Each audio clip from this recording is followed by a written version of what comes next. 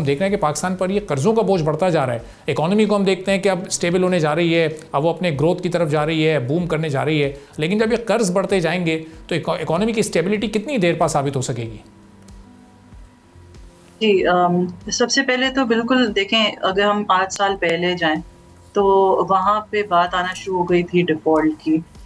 एक पॉइंट पे तो हमारे जो स्टेट बैंक के रिज़र्व्स हैं तकरीबन $4 अरब के रह गए थे।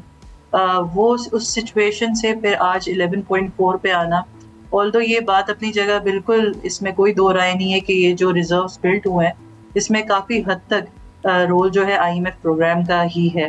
आईएमएफ प्रोग्राम हमने देखे, एक तो एसबीए प्रोग्राम होता है 3 अरब का, फिर उसके बाद एक 37 मंथ का हम प्रोग्राम देखते हैं लॉन्ग टर्म फैसिलिटी ईएफएफ के जो तहत हमने की है, और इसके अलावा अब जो हाल ही में हमने आरएसएफ फैसिलिटी भी की है। तो एक पॉइंट पे जहां हमारे पास रिजर्व्स बिल्कुल डिप्लीट हो चुके हुए थे और इतने भी नहीं थे कि हम 1 महीने की भी इंपोर्ट कर सकते थे, वहां से आज ये जो भी हमारे 11.4 के रिजर्व्स हैं, इसमें अगर काफ़ी हद तक जो रोल है डेफिनेटली इन सारे लोन्स का है जो हमने during the period of let's say 2 साल या 2.5 साल में देखे।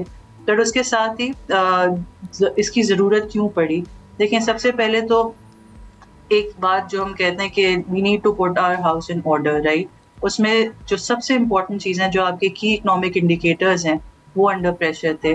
हमने देखा था कहाँ जीडीपी हमारी जो एक वक्त पे हम 6% पे ग्रो करना स्टार्ट हो गए थे, ऑल्दो वो लेवल भी एक माहिरीन का यही कहना होता है कि सस्टेनेबल नहीं है, बट उसके बाद हमने देखा कि हम नेगेटिव ग्रोथ की तरफ गए। फिर जहाँ हमारा करंट अकाउंट हम देखते हैं तो तकरीबन 17 अरब का भी हमने रिकॉर्ड किया। फिर उसके बाद रिजर्व्स की पोजीशन हमारे सामने थी और यही चीज़ रिफ्लेक्ट आपकी रुपी पैरिटी में भी हो रही थी। तो जितने इंडिकेटर्स और इन्फ्लेशन की अगर बात करें, 2 सालों में हमने कंसेक्यूटिव डबल डिजिट इन्फ्लेशन भी देखी है। सो ये सारे हालात जो हैं, जाहिर सी बात है, हम कहते हैं पाकिस्तान का जब भी सीरियस इशू जब उठता है वो उसी वक्त उठता है जब एक्सटर्नल अकाउंट प्रेशर आता है।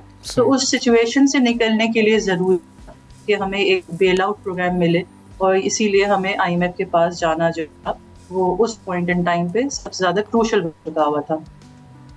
फास्ट फॉरवर्ड 2 साल बाद अब की जो सिचुएशन है, अब ऑल्दो हमारे रिजर्व्स बिल्ड तो एंड इसमें डेफिनेटली कहीं ना कहीं सिर्फ लोन्स का नहीं, हमने जो देखा इस साल, जिस अभी आपने मेंशन किया कि हमने करंट अकाउंट सरप्लस भी रिकॉर्ड किया है।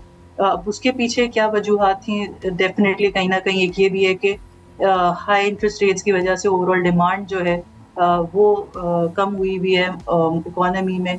फिर उसके बाद जो है डेफिनेटली एडमिनिस्ट्रेटिव मेजर्स भी हमने देखे, और दूसरी ये चीज़ भी कि कहीं ना कहीं ग्लोबल भी फैक्टर इसमें जो है, जियोपॉलिटिकल सिचुएशन जिस तरह चल रही थी उसका भी इसमें जो है डेफिनेटली कहीं ना कहीं ट्रांसलेट करता है ओवरऑल जो सिचुएशन है।